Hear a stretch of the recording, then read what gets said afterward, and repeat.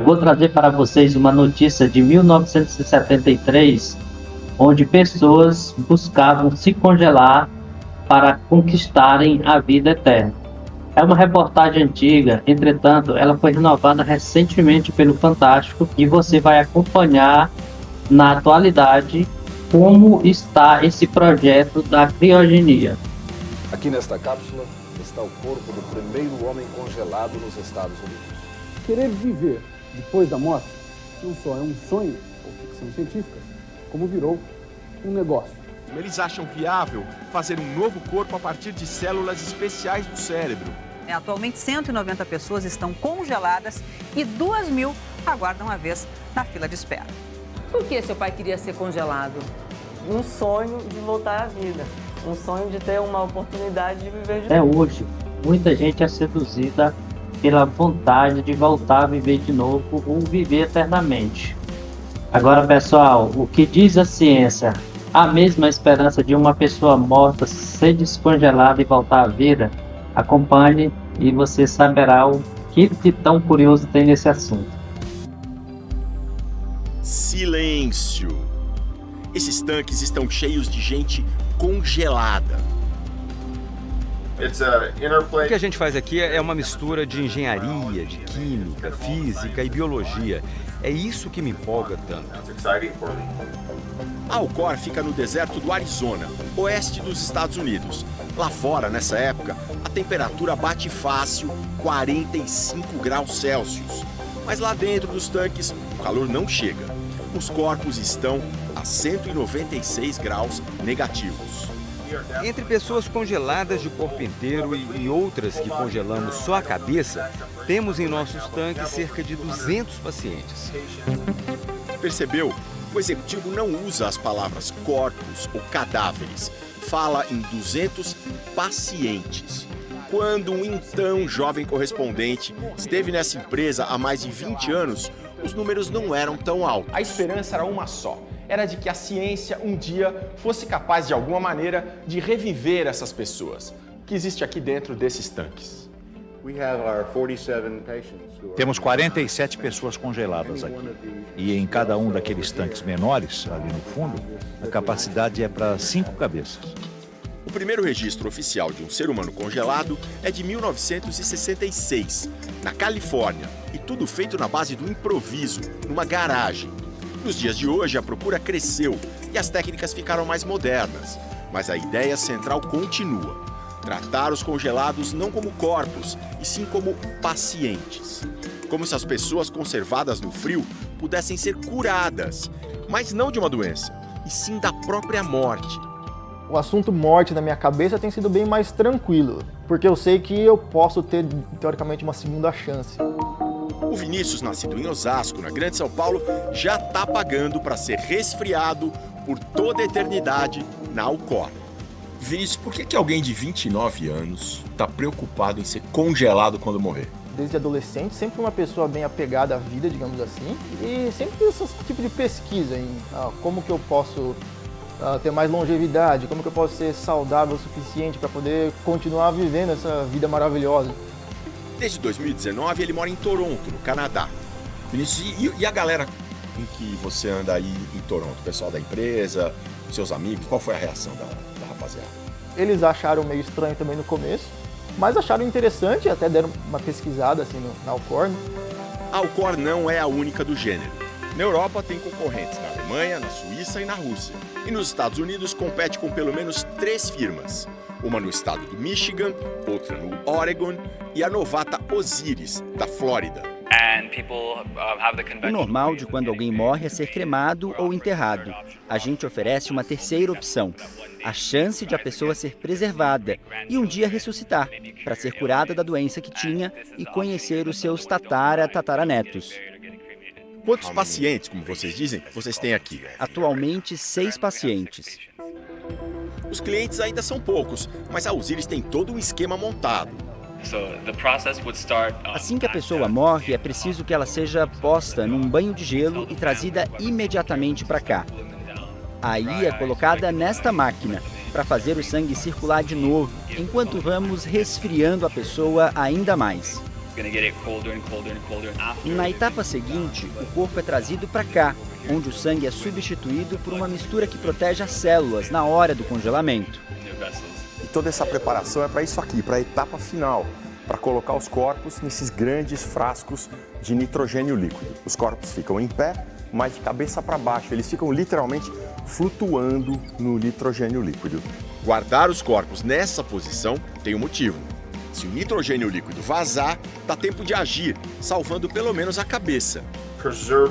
Nosso foco é preservar o cérebro da melhor maneira possível, mas o que vai acontecer quando ele for revivido ainda não sabemos. Essa cabeça seria conectada a outro corpo? Esse cérebro seria instalado num robô humanoide? Outras empresas estudam isso. O nosso foco hoje está na preservação. Como conversa futurista, isso é muito bacana, né? Mas de cara a gente já esbarra num problema. Um problema chamado realidade. Isso porque o nosso corpo é formado cerca de 70% por água. E a água, que é a base da vida, também é a principal inimiga de pessoas como Vinícius, o brasileiro lá do Canadá, que querem ser congeladas para ressuscitar um dia. Da mesma maneira, é inimiga da Osiris, da Alcor e de outras empresas que estão nesse ramo de congelar pessoas. Isso porque a água, na hora do congelamento, ela forma cristais de gelo. E esses cristais provocam um estrago tremendo nas células. Dá uma olhada. Essa água forma cristal de gelo. Aquele formato pontiagudo do cristal de gelo, aquilo é real, né? O gelo cresce formando pontas como se fossem navalhas, né? E à medida que esse cristal de gelo cresce, ele destrói completamente uma célula. Então isso significa que a primeira coisa que a gente precisa tentar driblar é a formação do cristal de gelo. O professor Leandro é um estudioso das baixas temperaturas. Usa o congelamento para preservar recifes de coral. Lembrando que os corais não são plantas, são bichos. E hoje a gente tem um banco de sêmen de uma espécie de coral brasileiro. Primeiro banco de sêmen de coral do Brasil. Ele explica que não é fácil proteger células congeladas. A gente geralmente utiliza algumas substâncias, alguns que a gente chama de crioprotetor externo, né, que protege a célula, o material biológico por fora, e crioprotetores que nós chamamos de internos, são aqueles que vão entrar na célula e expulsar a água e ocupar o espaço que até então era ocupado pela água. Com uvas e tomates, como se fossem células gigantes, a doutora Andréia, do grupo do Leandro, faz uma demonstração bem clara dos danos do gelo. Eu tenho um tubinho que vai ser o nosso tubo que a gente chama de controle quando a gente faz pesquisa, que é um tubo que não se faz nada. Depois a gente tem aqui os outros 3 tubos, um só com álcool, um só com açúcar e um que a gente misturou o açúcar com o álcool. Ela transfere o conteúdo dos 4 tubos para frascos com gelo seco. E alguns minutos depois... Então vou tirar aqui, ó, a uva e o tomate do grupo controle, tá? Tá super dura, tá uma pedra, tá? Tanto a uva quanto o tomate. Todos os outros, o que tinha só álcool, o que tinha açúcar e o que tinha álcool com açúcar, conseguiram manter intacta pelo menos alguma parte das uvas e tomates. E tem uma área já que congelou mais, mas a gente ainda tem uma área mais macia aqui, tá? Já teve alguma proteção? Já teve alguma proteção, exatamente. Tá demonstrado, é preciso usar uma mistura protetora antes de super resfriar. Senão, os cristais de gelo destroem as células. Por isso, o objetivo dos cientistas é sempre deixar tudo num estado não de congelamento, mas de vitrificação, em que o material vivo fica parecido com o vidro. Como se estivesse paralisado no tempo. Não existe reação bioquímica, não existe envelhecimento celular e esse material, se ele foi bem criopreservado, ele pode permanecer estocado por tempo indeterminado. Imagina como isso pode ser útil, por exemplo, para vitrificar órgãos humanos e guardar tudo num banco de órgãos. Não precisaria daquela correria toda que existe hoje para se fazer um transplante. Este ano, pesquisadores da Universidade de Minnesota deram um passo importante nessa direção. Eles tiraram o rim de um rato. Usaram uma mistura protetora para vitrificar. Deixaram 3 meses no gelo. Depois aqueceram por um método super especial. Transplantaram para outro rato. E o rim funcionou. Eles driblaram um dos principais problemas que a gente tem, que é o aquecimento, que é voltar esse material biológico à temperatura normal. Um sucesso fantástico. Mas é bom lembrar, tudo feito com um pequeno rim de rato. Esse rim é do tamanho de uma unha humana. Agora imagina fazer coisa parecida, congelar desse jeito, um corpo humano inteiro, com centenas de tipos de células diferentes. E tem um outro detalhe.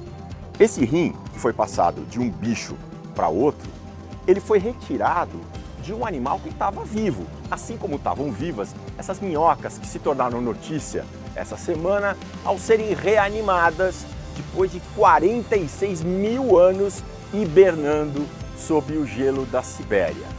Já as pessoas que a gente está mostrando nesses tanques gelados, elas já estavam mortas quando foram congeladas, legalmente mortas. O coração tinha parado de bater. Mesmo sabendo disso, o pessoal do congelamento humano age rápido para aumentar, na medida do possível, a qualidade da vitrificação. Pelas ruas de Hollywood, o Sayer pilota uma ambulância especial. Eu faço umas 8 missões por ano. Já chegaram a me ligar para uma missão às 11h30 da noite, na véspera do Ano Novo. Os procedimentos do Sayer, que é técnico em enfermagem, lembram muito um socorro médico, mas com uma diferença. No caso do Sayer, a pessoa já morreu. Quando chegamos ao local e o paciente é declarado oficialmente morto, botamos ele nessa banheira de gelo para baixar a temperatura do corpo, especialmente do cérebro. Também começamos a fazer compressões no tórax para fazer o sangue mais frio circular. Depois disso, um cirurgião vem ao veículo para fazer uma cirurgia no tórax e acessar os maiores vasos sanguíneos, para instalar um tubo e bombear a substância de preservação no lugar do sangue. Cumpridas todas as etapas, é preciso mandar o paciente resfriado para um tanque definitivo, normalmente no Instituto de Criônica, no Michigan, ou para Alcor, no Arizona. Já tive um caso em que a família fretou um avião para transportar o corpo o mais rápido possível para Alcor. Tudo isso que o Sayer contou pode ser novidade para nós, mas não para o empresário Bill Falloon. Desde 1977, estou envolvido com essa questão de congelamento de corpos e extensão da vida. E em 2013, fundei aqui na Flórida a Igreja da Vida Perpétua para trocar informações sobre como viver mais, com mais saúde e até, em última análise, como viver para sempre. Os cultos acontecem uma vez por mês, presencialmente ou pela internet. Apesar da cruz, a instituição comandada pelo Bill, pelo filho, não tem afiliação religiosa. Nunca nem tinha reparado nessa cruz. É que nós compramos um imóvel de uma igreja cristã coreana. Então, a cruz acabou ficando. A crença dele e dos seus fiéis é a seguinte: muita gente acredita numa vida eterna depois da morte. Nós acreditamos numa vida eterna aqui e agora. E boa parte da nossa comunidade, além do interesse pela extensão da vida, também é adepta do congelamento de corpos. O Bill, líder desse pessoal, é milionário, dono de uma empresa de suplementos alimentares. Por causa dessa obsessão pela vida eterna, ele, aos 68 anos, e o filho, de 26, usam dezenas de comprimidos. Tomo mais de 100 pílulas por dia, entre remédios com receita e suplementos. E você, Chase? Uns 25 tipos diferentes de pílulas. E algumas eu tomo mais de uma vez por dia. Também me exercito muito. Tudo isso ajuda a desacelerar o envelhecimento. Se não der certo, os dois já têm um plano B. Estão inscritos para ser congelados na Alcor. E também trabalham num projeto grandioso. Uma arca do tempo, um lugar imenso no Texas, com a maior segurança possível, longe de terremotos e tempestades, para manter milhares de corpos congelados por milhares de anos, se for preciso. Mas essa arca do tempo ainda é um sonho distante. No mundo atual de empresas tipo a Alcor, Pessoas como o Vinícius pagam cerca de R$1 milhão para congelar o corpo inteiro, ou então 450 mil para preservar só a cabeça. Tudo em suaves prestações. No meu caso, a gente faz meio que um esquema de seguro de vida. É como se eu pagasse um seguro de vida ao longo de 20 anos. Em resumo, daqui a dezenas, centenas ou milhares de anos, e se tudo der certo, o Vinícius, o Bill e o Chase só seriam trazidos de volta à vida depois das seguintes etapas: descongelar com segurança os corpos e as cabeças, eliminar a ação tóxica dos preparados que substituíram o sangue na vitrificação, curar a doença que levou a pessoa à morte. E no caso de quem congelou só a cabeça, seria preciso obter um novo corpo, ou então passar todas as informações que estão no cérebro para algum lugar, como uma nuvem de computadores. Tudo impossível para cientistas como a doutora Andréia e o professor Leandro. Se o material não está saudável, está morto antes de congelado, ele vai continuar morto depois de descongelado. Mas para o engenheiro Vinícius, a esperança continua, assim como a expectativa por bons negócios dos donos de tanques de congelamento, dos resgatistas que esfriam os corpos e do Bill e do Chase, empresários e donos da Igreja da Vida Perpétua. Daqui a 50 anos, o que Fantástico vai ter para contar sobre os destinos de todos eles? E o que é que você achou desse assunto? Você é a favor? Você é contra? Você acredita que no congelamento você vai ter condições de voltar à vida e viver em um novo tempo, uma nova época? Deixa aí nos comentários, segue para mais vídeos.